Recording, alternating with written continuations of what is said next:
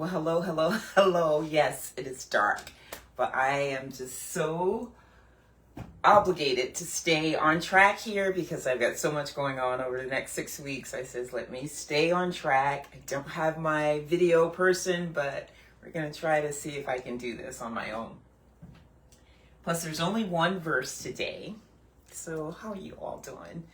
So just in case you're joining us for the first time, because this is not our normal time, we should have done this at least 2 hours ago. I'm Dr. Dallas, and we're all about holistic living, completely holistic, mentally, spiritually, and physically. So I bring you the Word of God. We've been working out of the Gospel of Mark. The Gospel of Mark teaches us how to be disciples. And we are approaching 3 years coming up. I think it's 3 years. I don't know. Maybe it's 2 full years. Maybe it's 2 years in January. And so we're slowly but surely getting there. We're closing down on chapter 8. We are doing one verse this week. We meet every other week, typically around 2 or 3 o'clock in the afternoon. Today it is almost football time, almost football Thursday. I'm not sure who's playing today, but I just want to give you this one verse. 2 weeks ago, we talked about one verse, and I personally said that if I had to take one verse to be the most characteristic symbol of who we are to be as we're studying how to be disciples in the Gospel of Mark, it would be that scripture from last week, chapter 8, verse 34, when it says, whoever desires to come after me, let him deny himself and take up his cross and follow me. And so we talked about the fact that when Jesus was saying that, he's talking about taking your cross up the hill to be crucified. And so right there, you're going to be categorized as a criminal. And there's nothing exciting about that. There's nothing glorious about that. You know, we're talking about the fact that Jesus was not one to deceive you, and he didn't make this journey sound like it was anything except exactly what it is. And we talked last week, I don't want to go all through what we talked about 2 weeks ago. We talked about what makes great leaders, and those great leaders, they're only a handful out of all these years that we've been around in history. And as we go forward for the next 20, 40 years, we'll probably have the same great leaders. You know, there's just a handful. And what makes them so great is the fact that they tell you the truth. And so many times, and the Bible talks about that people's ears will be itchy, you know, that they just want to hear what they want to hear. So Jesus didn't glamorize this journey. He talked about exactly what it's going to be. I mentioned Winston Churchill 2 weeks ago when he said, you know, hey, this is going to be toil, sweat, and tears. That's it, you know, and this is what people like. People like people that tell the truth. That's, you know, we talk about the word authenticity now, and I think that has arisen out of the fact that people can just not be honest and not blink, and it doesn't bother them. I'm the type of person that, you know, I need to sleep with myself at night. You know, I look at people sometimes and I'm just like, how do they sleep at night with themselves? But it is what it is. And today's verse is just one more verse. It's very similar. So, and that's why I wanted to just spend 2 seconds talking about that, because last time that we met, the whole emphasis was on denying yourself, which is diametrically opposed to everything that we're doing today. Today, it's all about drinking the Kool-Aid of self-fulfillment. It's all about me, you know? And Jesus makes it clear that this is nothing about us. This is all about our love for him and our love for our fellow man. And so this kind of, this is all in the same little last section here when Jesus predicts his death and resurrection, and then he tells us what we need to do to really follow him. So this encapsulates everything that we're talking about in the Gospel of Mark, as I describe the Gospel of Mark as being that gospel that teaches you how to be a disciple. And so now, right on the heels of that, just one verse, for whoever desires to save his life will lose it. But whoever loses his life for my sake and the gospel's will save it. For whoever desires to save his life will lose it.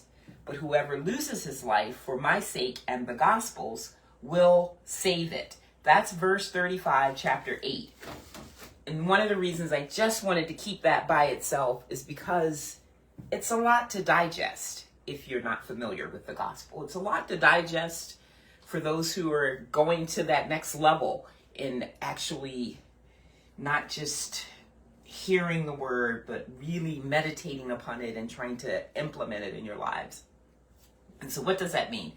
And I thought about it this morning, and I was saying, it's so similar to everything that we deal with in life. You know, it's when you remember, I'm definitely telling my age here, when we were young and you were growing up, and not in my particular house, but like in all the neighbors' houses, when you went into the living room, they had like these plastic covers over the living room furniture. And the plastic covers were like, can't sit, you can't sit here. And then you would buy shoes that were on sale. You buy 15 pairs. And after a while, you can't wear all 15 pairs, and you don't go through 15 pairs of shoes that quickly, 5 pairs of shoes that quickly. But if you don't wear them, they begin to the dry rot, you know? The sole of the shoe, the maybe 100% leather shoe, but the sole will start to come apart. I've been in that situation before. And so, you know, you clean out the attic, and you're like, oh, I forgot I brought these. And you put them on, and the heels are gone once you start walking. And that's the real, I remember being in Baltimore, going to the VA office, and I was walking down the street, and I was like, why is my foot feel funny? And the sole literally was coming off. Brand new pair of shoes, but had been stuck in a box for 6 or 7 years, never wore them. And then you have other things that, and my point here, because what Jesus is saying is that we've got to be willing to, 2 weeks ago, pick up our cross and carry it, but also to be willing to die of this life, the flesh, and to live in the essence of the Holy Spirit being inside of us, guiding us and leading us to do the will of God. And so when you think about things that we use, they will wear quickly. And then the things that we don't use will wear out quicker. It's just like, you know, either you use it or it's going to rust out. You know, we save a lot of things. We buy new, what do you call these things? Towels, and you don't want to use them yet. They're so beautiful. You got them on sale. Sheets are the same thing. You've got a linen closet filled. I've got a linen closet filled with new 500 thread sheets. But then you have your old comfy ones, and you just like saving those for whatever occasion. I don't know.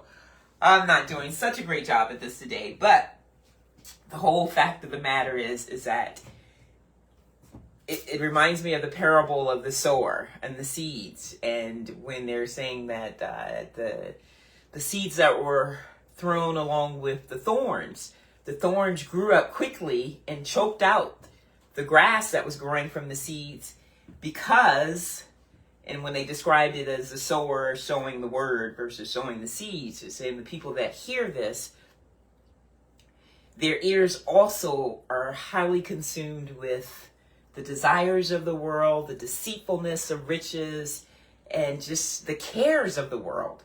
And so they hear that, and that begins, it starts to take up, you know, we only have so much space in our little head. And when that takes up the majority of the space, it chokes out that word of God that you're hearing. And when that happens, the Bible says, then they become unfruitful. And if we're not bearing fruit, then what are we doing? We're not being disciples. And so that's in essence what he's saying. And he's saying that our focus has to be to die to these things that are around us, these things that other people are interested in, the ways of the world. We're in the world. We're not of the world. Whenever you become very popular, whenever you become the life of the party, whenever everybody wants to be hanging out with you, that's usually not a good thing. Do you know? Because when we're doing what we're supposed to be doing, it's diametrically opposed to what the majority of people are doing. And it's nothing wrong. The kindness, here's a caveat with that, is that when you're doing what you're supposed to be doing, and that's living a life that is as kind-hearted as Christ's life, walking humbly, you know, being merciful to others, that's not normal.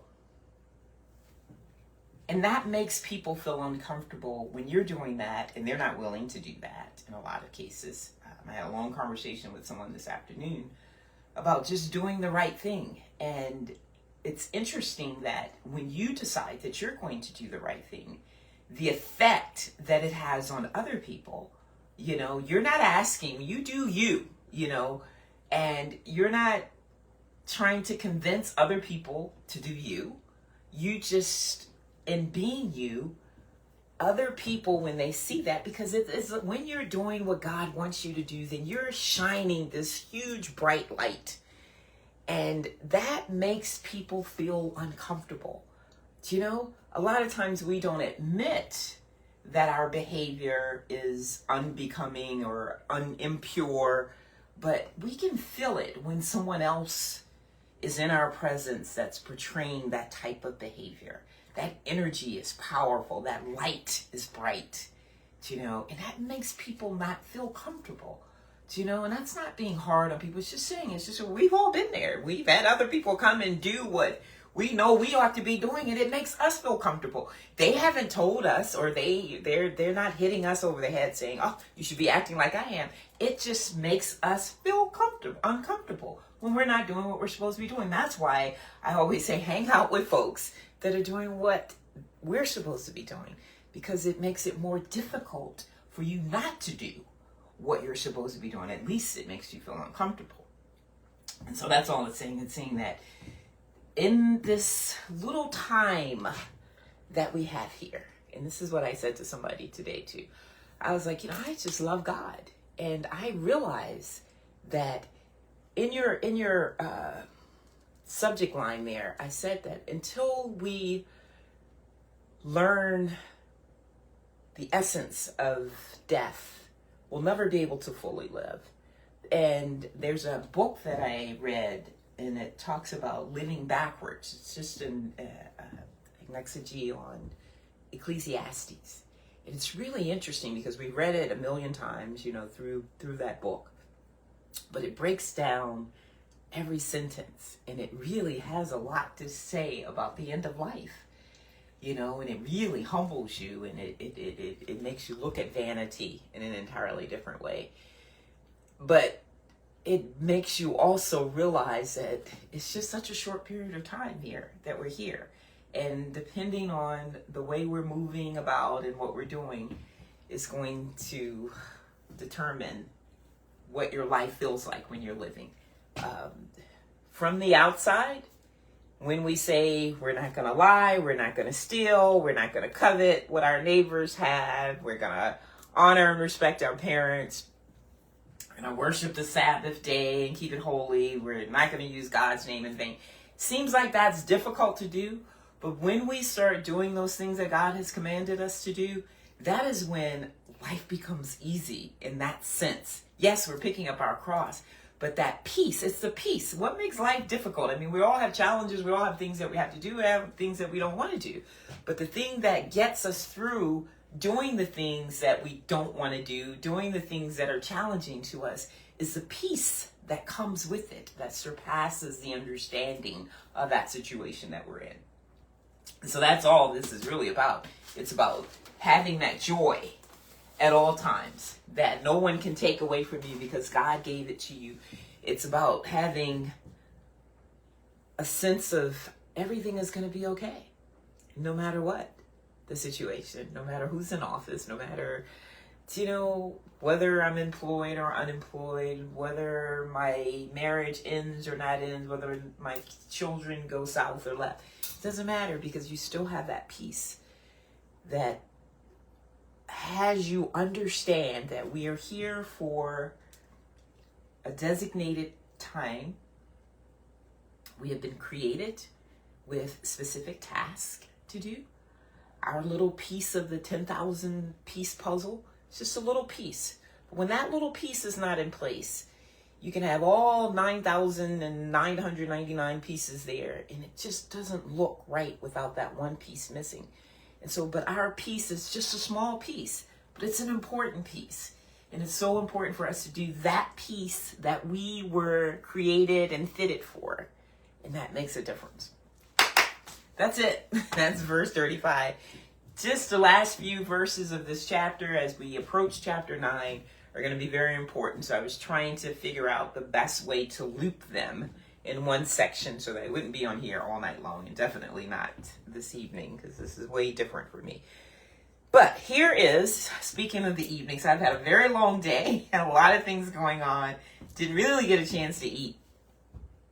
And this is that kind of meal that I would typically have on a summer morning when I am going to be playing tennis, I'm going to be running, I'm going to be doing a whole bunch of stuff. This is one of those really fill you up, very nutrient dense, but huge, huge, huge in the category of cleansing. So I don't know how well you can see things here. We have seeds, we have fruit. I'm going to talk about all of it right quick, just because you can learn to start to build your own repertoire of recipes based on what it is that you like. I love berries. I typically have berries in everything. I love the color. I love all of the characteristics of berries in terms of their cleansing effects, the vitamins and minerals that are in them. This is more of a taupe color. There's no color here except the carrots. So we'll start with the carrots. Why are we using carrots? Carrots are probably one of the most complete whole foods, or not necessarily the complete whole food, the sunflower seeds, sesame seeds that we're using, those are really primary foods. So those are what you find your animals in the kingdom eating, those large, huge animals that we are fearful of. They don't eat meat. They eat nuts and seeds and creams. And so the nut and seed are very primary in terms of food. The carrot, however, is probably one of the most beneficial foods. I always tell people if something's going south, first of all, eat an apple. You just try to eat an apple every day, and I know that sounds so cliche, but really, I try to eat 2 to 3 apples a day.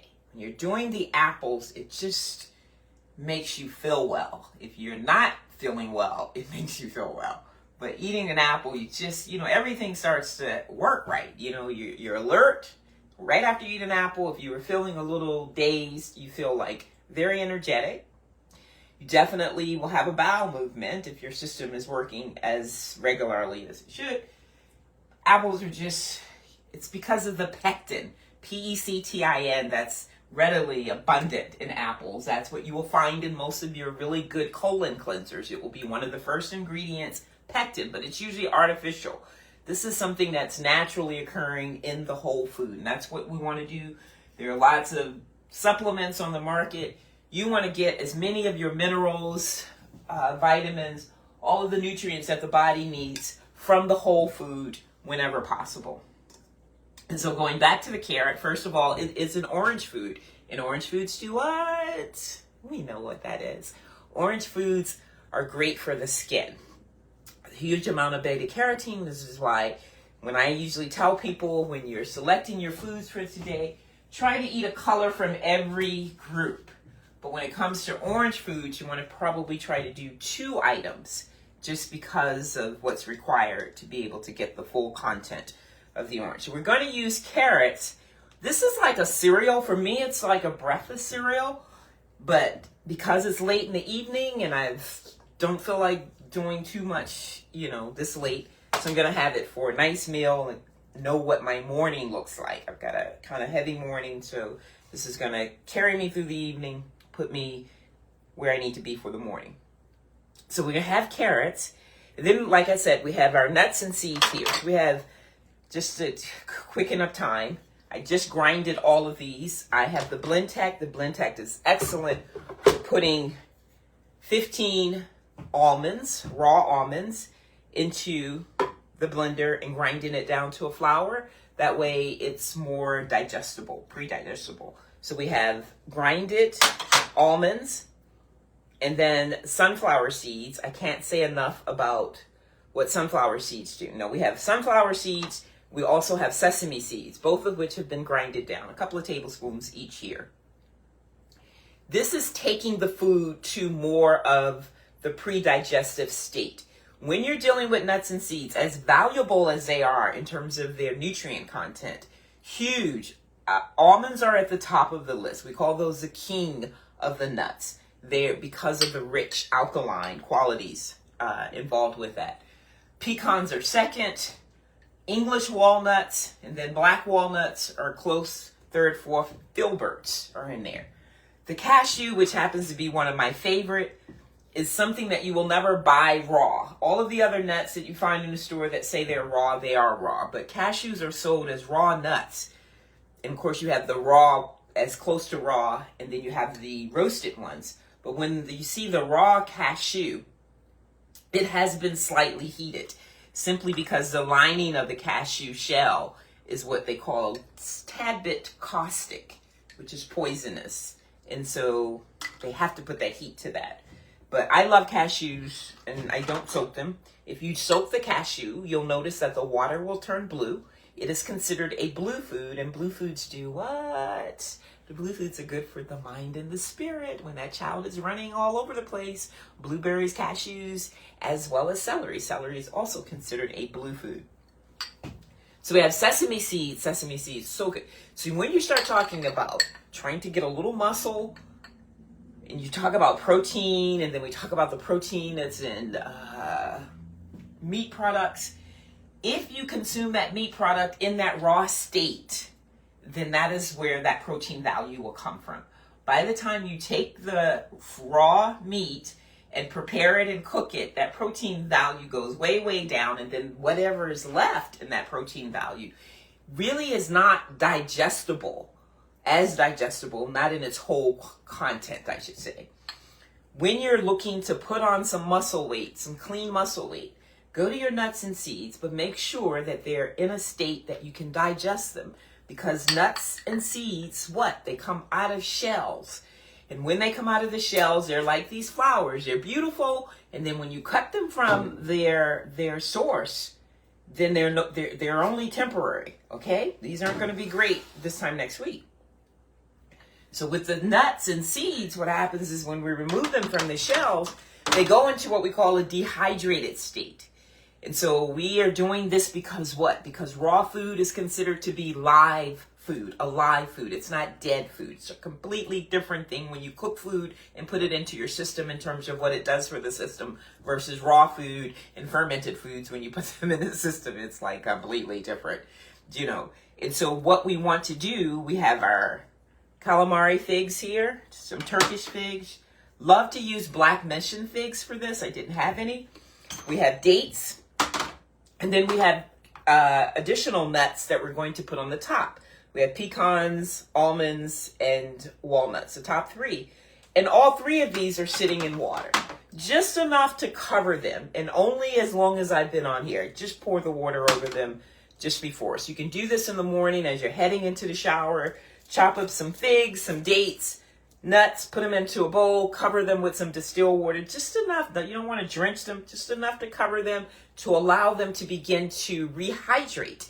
Because when they're in the rehydrated state, in the hydrated state, they come back to life. And when they come back to life, we're looking at what? Why do we do raw food? For the enzymes that are in it. For those of us that are beyond the age of 21, the body is no longer manufacturing its own enzymes, and it is the enzymatic action of foods that allows us to be well. Almost every activity and function in the body is based on the fact that you have enzymes taking place. You do want to buy some supplements. The best supplements that you can buy are good enzyme supplements, okay? And those are not cheap, and there are only a few people that sell the correct sources. So that's one thing you want to think about. So we have the figs. When we look at the Turkish fig, it is, maybe you would say it was brown or whatever, but in terms of the color food it's considered to be a yellow food because of the millions of yellow seeds that are in it. And yellow foods do what? Yellow foods are great natural laxatives. Here's our banana that we're going to use. Notice the way that this banana looks. This is the only way that you're supposed to be eating a banana. When you have that hard, yellow, beautiful banana that you see in the store, it is in an unripe state. In that unripe state, it is carrying a lot of sugar in it that the body's not going to digest well. We want to have a ripe banana where the tips are brown. You got brown spots over about a third of the banana. When I peel this open, you're going to see how beautiful it is. And that makes it a ripe banana. That makes it more of a 70% water content. The banana itself is a great natural carbohydrate when it's in its ripened state. Excellent for laxative. An excellent natural laxative, I should say. So we have bananas. I'm jumping around here. Then we have the dates. The date is another natural carbohydrate, which is an excellent supplement or alternative, I should say, for candy. So for when you're trying to bring the family on board and you want your kids to be a part of this and they're just sugared out, running up and down the walls, and just, you know, sometimes I look at these kids at the tennis court and I just look at the coaches and be like, God bless you. Kids are looking and doing everything except listening to the coach, ready to start swinging without any instruction. And it's just a diet. It's a diet. It really is a diet. It has nothing to do with them being children. It's about the diet. And so we have that. We have our nuts and seeds. And then we have here is our flax seeds. 2 tablespoons of flax seeds a day, folks. Sprinkle it over your salad, sprinkle it over whatever fruit you want, but get the 2 tablespoons of flax seeds in. So we're going to just put all this together into a bowl, and we're going to mix it up and eat it. And so what I wanted to show you was a 2-part thing here. So we have our carrots, and so what we're going to do with the carrots is we're going to blend them. And then that's going to be the base of your cereal for the most part. And so I can use my little small food processor. I usually will do that because that makes it a little chunkier. And I like to have that substance because what I'm going to do is pour the milk, the seed milk over it. So we don't use milk, we don't use cream.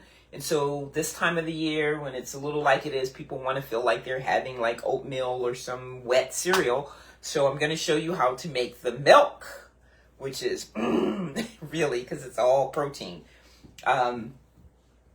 Just trying to figure out which one should I do first. The carrots are going to be dry. I guess I'll do the carrots first, put them in the bowl, and then we'll come back and make the milk. So we just have 2, 4. I'm using organic baby carrots because they're a little sweeter than the long ones, but it's up to you. I mean, if you get the long ones picked straight from the garden, they're going to be good too. But these tend to do better for me on my cereal. So we're just going to throw those in the blender and just see if we can grind them up right quick. I would have to put the plug in, huh? Okay.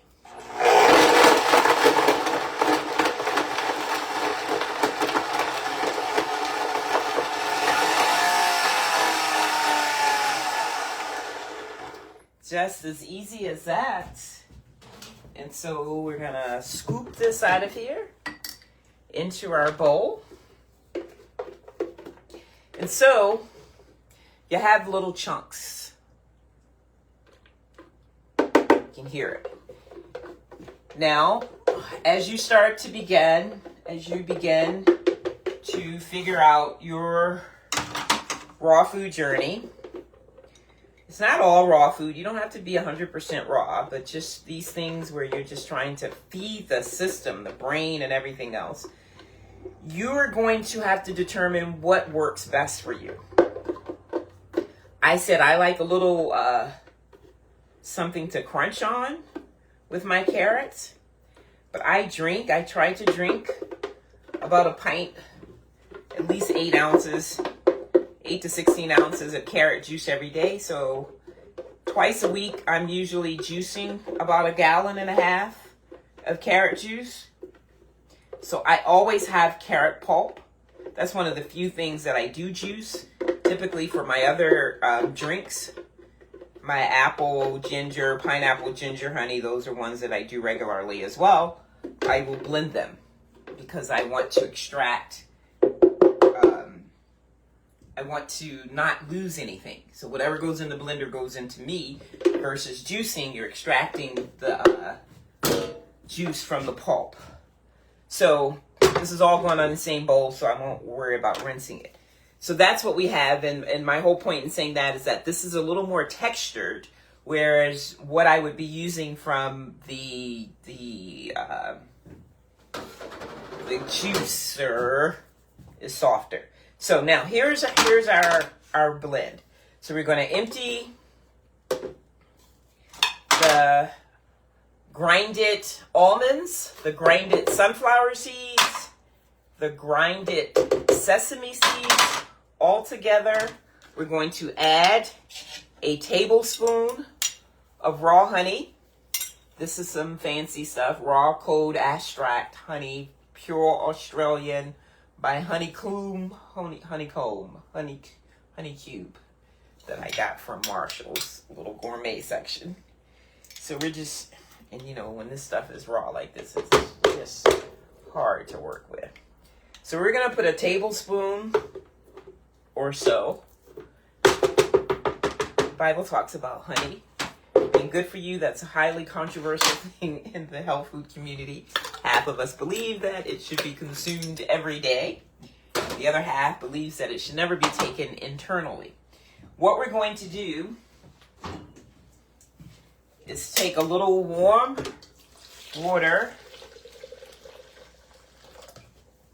about a pint and a half.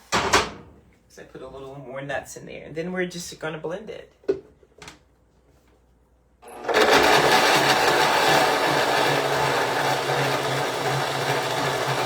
Now what you could do, you could add your nuts, your dates to the blender. So I wanted to do that just to tell you this is liquid gold, honestly. So this content, the sesame seeds, sunflower seeds, not sunflower, sesame seeds, yeah, and sunflower seeds, sesame seeds, sunflower seeds, and the grinded nuts with a little honey makes this an excellent milk drink. So you go to the store and you see almond milk. You've got to ask yourself, what does that mean exactly with a shelf life of anything beyond 3 days? Because when you consume nuts, again, just said it a couple of minutes ago, when you consume nuts, you need to rehydrate them. So you have to soak them. And when you soak them and you drain them, you can just eat them like that or put them on something. You will find that the almond, especially the almond, will begin to grow mildew on it within 48 hours, 72 hours. So when you're doing anything with almond milk, almonds in water, or almonds, whatever, turn it into a liquid, the shelf life is, you know? So whenever I see almond milk, I'm just like, okay, what is that? Seriously pasteurized, you know, in order to do that. So that's the other thing about getting these live enzymes is that it's convenient that you can do, just look how we do this in 10 minutes. So that's convenience. But in terms of convenience, going into a store and purchasing it, it's just not going to happen because it's not made for that. So we have the milk, or the nut milk. We'll call it seed milk. We have our carrots that we just grinded up. And then we have the soaked, this is a lot. So I'm going to probably have two, I'm just going to put it in here so that you see. So we have the soaked dates. No sense in pouring the soaked water in there because we have the almond, the seed milk that we're going to throw over it. We're going to put some of the Turkish figs in. And we're going to do the same thing with the soaked nuts. Just making sure that you're not adding a whole lot of additional water because you don't want it to be mushy. You want it to have a little crunch to it still. You'll find that people don't like to soak nuts. When you tell them to, you tell them to soak their nuts, they think, oh, a soggy nut. In actuality, after you've soaked it, it actually is coming back to life. That's what we're doing, is rehydrating it after it has been dehydrated because it's been removed from its shell. It's actually crunchier. You know, it's an amazing thing. I'm not going to try to explain that to you. We're going to add a little cinnamon. Why? Because cinnamon moves the blood. It's just like red foods move the blood. Cinnamon does the same thing. If you ever feel like you're having a heart attack or a stroke, simply because the blood's not getting to the heart or it's not getting to the brain, then you put a little cayenne pepper under your tongue. Well, cinnamon basically does the same thing. Then we're going to take our very ripe banana. Now look at this. I want you to see this. So see how that doesn't look that attractive on the outside? When you peel it, look how beautiful that is. You know? And this is what you want. It should be nice, easily to cut. More importantly, easy to leave. So I'm talking to one of my sister girlfriends. Girlfriend has it going on. Go Google her. She gets so mad at me because I'm always calling her Sharon. And I was just about to say Sharon, and her name is not Sharon. It's stupid, Dallas. What is her name? Oh my God, that's too funny. Sharon, it's not Sharon, but it begins with an S. And it's not Sharon. What is it? Oh my God. So anyway, she has 60 stores in airports across the country. And I was being nice and donating our popcorn at some event last week. Well, we actually we didn't donate it. We actually did the lunch baskets, the lunch boxes for the girls at the Bell STEM Academy. And so I was being nice, putting a whole bunch of other stuff in there for, you know, what we were compensated for. So we gave them popcorn. We did veggie wraps for them. Big giant apples as large as your head. Those were the only ones I could find. Oh my God, those apples were big as your head. And they were eating them. And some water. And so she was one of the guest panelists as well. And so she was like, oh my God, this popcorn. So she's like, you know, I have 62 stores in airports. We've got to have this and some of them we can have in there tomorrow. We need to talk. And so we talked today for a long time. She's getting ready to blow a sister up. Yeah. I knew it. As soon as I started talking about selling the business to you know who, people have been coming out of the woodwork. So we're going to see what happens over the next 48 months. So look at this. Isn't that amazing? I mean, just that simple ingredients. But and when I say amazing, I'm talking because I know you can't finish eating this before you have to say, oh, sorry, I got to go to the bathroom. I know, too much exposure. Okay, so we have that. So here is you do you and I do me. You can actually just eat this the way it is because we have soaked, we have rehydrated the food so that it is raw. You can have this now just like it is. We have ripe bananas, not hard bananas. We have soaked nuts. So they're, you know, everything is very digestible. And when I say digestible, I mean, yes, we still want to chew our food 15 times before we swallow each spoonful. But this kind of stuff is not hard on the system. When I say digestible, I mean that it is going to come into the system and it is going to leave the system. I told the same lady, I was like, you know, the average human being has 20 to 30 pounds of undigested matter in their system that has to be removed by the mortician before you can be embalmed. How crazy is that? That in order to put you in the ground, they got to get the stuff that a lot of us are carrying around out of you. You can only imagine the damage that it's doing while you are actually living. When it's just sitting inside of you. It's a fermented wastebasket. And that's what makes our head hurt. I mean, outside of appearance, I mean, it just makes your head hurt. It makes you lethargic. It makes you not be able to remember things. I mean, it just wreaks havoc on the system. I'm going to blend this one more time. Just because we have some honey in there and it's probably settling a little bit. And then I'm going to excuse you all in just a second here. So we pour this and it's nice and warm. Not too warm, just warm. You can smell it. You can really smell. You know, cinnamon, not cinnamon, but the sesame seeds can usually take over. And you can get either the whole sesame seeds or the unhulled ones. Now, what I was saying before I got off track is that when we were blending this, say that you weren't doing the cereal and you just wanted a nice, rich drink to have before you went to bed or first thing in the morning, You can take the ingredients that I just shared with you, add a little cinnamon, and take the figs and the dates and blend it in there together. And that makes a wonderful, rich drink. It's all you need. You don't need to eat anything else with it. And you can also, if you really want to go the extra step, you've got some kids with you, children with you, what you can do is add a tablespoon of carob powder, the raw carob powder from the carrot bean that comes from the tree that has a ton of nutrients, magnesium, calcium, all the same stuff that the figs have. And then it becomes like a chocolate milkshake smoothie. Then I'm going to dump some of my raw cashews on top. And then you can mix that all together and you can see that you have yourself a wonderful cereal here. It tastes fabulous.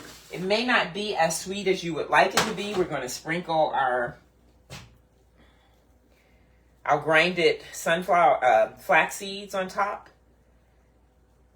Like I said, that's about 3 tablespoons. I put about 2 tablespoons in there.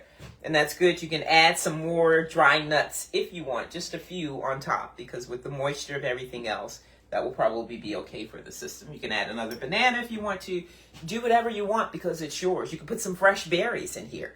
But the carrots, the shredded carrots, grated carrots, along with the bananas and the figs give you a really fabulous thing. If I could find a place around here where I could get really good bean sprouts, like I used to have when I was in China, that too would make that pop. But this is cool. I'm going to put this into a glass container and have it tomorrow sometime during the day. I probably will just put some carrot powder in there and mix it up. But I hope that's been helpful. I hope that you guys, you just don't talk to me. Who's online? Ted Sterling. What's up, Ted? I ain't seen you in a minute. Go Marines. And so I see. So I usually don't have the thing. I usually don't know who's online because the video guy is usually got the thing turned on the other side. So what's up, Ted? Tell all the people at the Johnson Memorial Baptist Church that Dr. Dallas said hello. And so, yeah, I'm going to cap this seed milk, put it in the refrigerator. You can also put it into a soft Tupperware container and put it into the freezer, and it becomes like a seed cream, like ice cream, but it's made out of seeds, and just let it sit out. You can add some berries to it. You can, with this as a base, you can add berries into this. You can do whatever you want. Then freeze that, and that's going to make a wonderful seed cream dessert, like ice cream, non-dairy ice cream. So I hope that's been helpful. But again, in order for us to live a life that's filled with peace and joy, that is when we are going to give up our life. That's saying no to your will and yes to the will of God. That is when we really begin to live. That's to die to self and to live to the Holy Spirit that's inside of us. So again, I hope this has been helpful. Please take note of the recipes. We're really in a bad place. You're talking about the election and those things. I tell people, we got a bigger problem. Our problem is taking care of us, because if we do have to deal with a whole lot of stuff that we don't want to deal with, you always want to be able to do that in the healthiest state as possible. So we want to take good care of ourselves. You know, there's a lot going on. I shared with a woman this afternoon. It says when 10 black women are in a room, 6 will be diagnosed with cancer in their lifetime. 4 of them will die as a result. That is what statistics say. Those should be unacceptable statistics to us, because when you're dealing with the majority of cancer, 70% of it is based on lifestyle practices. And in order for things to become a part of your lifestyle, they have to become habitual. In order for it to become habitual, you've got to be intentional about putting some things in place. You got to be intentional about, I'm going to bed at 10 o'clock so I can get up in the morning at 5 o'clock and I can do the best thing for my body in the morning. The best thing for our body in the morning is some type of exercise to bring you out of the fog that you were in the night before, to get the circulation moving. You know, it's a pattern. The best time to focus on meditating and that praying and reading the Bible, that's early in the morning. That's how it works with the anatomy of the body, with all those little juices that are running through us and everything. So those kinds of things are very important. The people that are depressed, the people that are dealing with anxiety, what does our morning look like? So tonight, before I go to bed, I'm going to start thinking about those things I'm going to do first thing in the morning. And then the first thing when I get up in the morning, I'm just going to be meditating on the things that I am grateful for, the things that are going well in my life, the things that I have. A lot of times we just forget about that. And if we get absorbed in all of the abundance of the blessings that we have, then that other stuff just squeezes itself right out. And then we're able to determine what our day is going to look like. You know, when those first few hours in the morning, 4 o'clock, 5 o'clock, 6 o'clock, have a huge impact on the way the rest of the day goes. And we have to be intentional about, I'm accessible because we have 24-hour access online, but that doesn't make you accessible to people. It doesn't mean that you have to be accessible. We have to learn how to hit the notification button off, okay? We have to learn how to leave the phone somewhere and just be about what we're doing in that moment and in that space as we're trying to make our mind well, massage our spirit, take care of our physical being. Okay? All right. I already preached earlier, so I'm done. I hope this has been helpful. I'm going to try to figure out how to turn this off and see you guys in 2 weeks. 2 weeks would be 14 days from today is the 13th. So I think I'm going to miss you for Christmas. I think I'm not coming back until after. Wow. Can you believe it's the end of the year? I can't believe it's the end of the year. I'm still stuck in March when I turned 60. Oh my God. I'll be 61 again already. That fast. So anyway, Merry Christmas. So we're in Advent. I think we're day number 14 in Advent. Have yourself a Merry Christmas. Be kind to other people. Take a moment to appreciate the people that have been kind to you all year. You know, we've gotten away from sending Christmas cards and just, you know, I dropped off a couple of poinsettias to some people and they were just like, oh my God, I don't know what to say. You know, it's just a plant and it just imagine. And I remember driving away from one of my neighbors and I was like, wow, you know, to be able to bring somebody that much joy by doing something so simple. That's what 2025 should be about for all of us. So, it's been fun. We'll talk soon.